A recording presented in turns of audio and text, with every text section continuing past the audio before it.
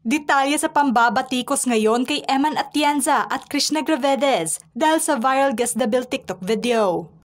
Nagsalita na ang beauty queen na si Krishna Gravides at model na si Eman Atienza tungkol na sa viral video challenge nila. Ito ang buong istorya. Umani ng kritisismo at pinutakti ng mga netizens ang viral TikTok video na Guess the Bill Challenge na ibinahagi ng aspiring model na si Eman Atienza. Sa video ay may selebrasyon itong dinaluhan kasama ang kanyang mga kaibigan sa isang Japanese restaurant. Kasama nga niya ang kaibigan na si Miss World Philippines 2024 title holder Krishna Gravides. Habang nagsisiyahan ng mga ito ay nagkaroon sila ng pa-challenge na hulaan kung magkano lahat ang kailangang bayaran sa mga pagkain na in-order nila. At sa naturang challenge na Guess the Bill, kung sino ang may tumpak na sagot o hula ay siya ang magbabayad sa lahat. Sa unang guess nila ay nasa 100,000 pesos hanggang 150,000 pesos umano ang bill nila.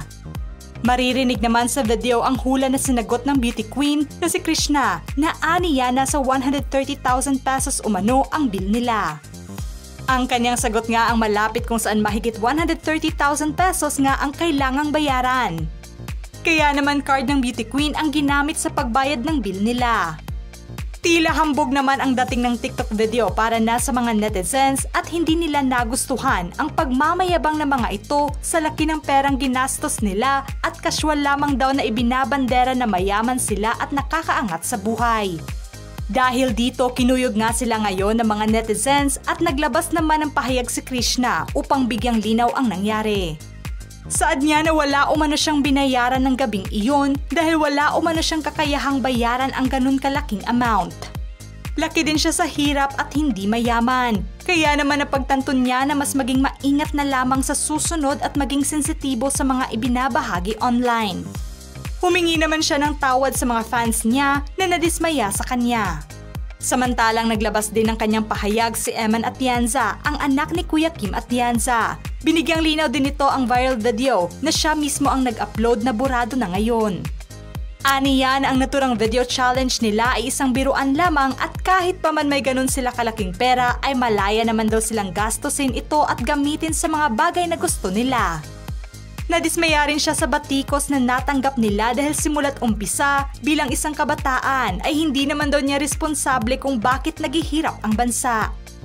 Idiniin nitong joke lamang ang video at wala silang binayaran na ganun kalaki dahil ang agency ng kanilang kaibigan na nagdiwang ng kaarawan umano ang nagbayad sa lahat.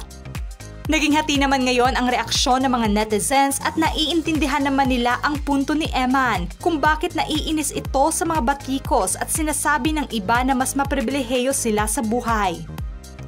Hirit pa nila na sakto naman daw ang sinabi nito dahil pera naman nila iyon. Huwag na lamang daw pakialaman ang buhay ng iba. Samantalang ninais naman ng iba na tigilan na ang ganitong challenge dahil wala naman daw itong naidudulot na aral. Lalo na sa ating bansa na marami ang naghihirap at maraming tao ang sensitibo sa usaping pera at estado sa buhay. Ikinadismaya naman ng mga fans ng beauty queen ang insensitibong ginawa nito, lalo pa na may purpose at advokasya itong bitbit sa kanyang pagsabak sa mundo ng pageant. Naging sensitibo man sa iba ang naturang challenge ay hindi naman ito bago dahil marami na ring mga celebrities ang gumawa at nakisali sa usong challenge na Guess the Bill. Todo depensa naman ng mga netizens na nauunawaan ang punto ni Krishna at Eman at anila na pag-inggit ay pumikit na lamang daw. Ano ang masasabi nyo sa viral video na Guess the Bill TikTok challenge ni Krishna at Eman Atienza? Just comment below.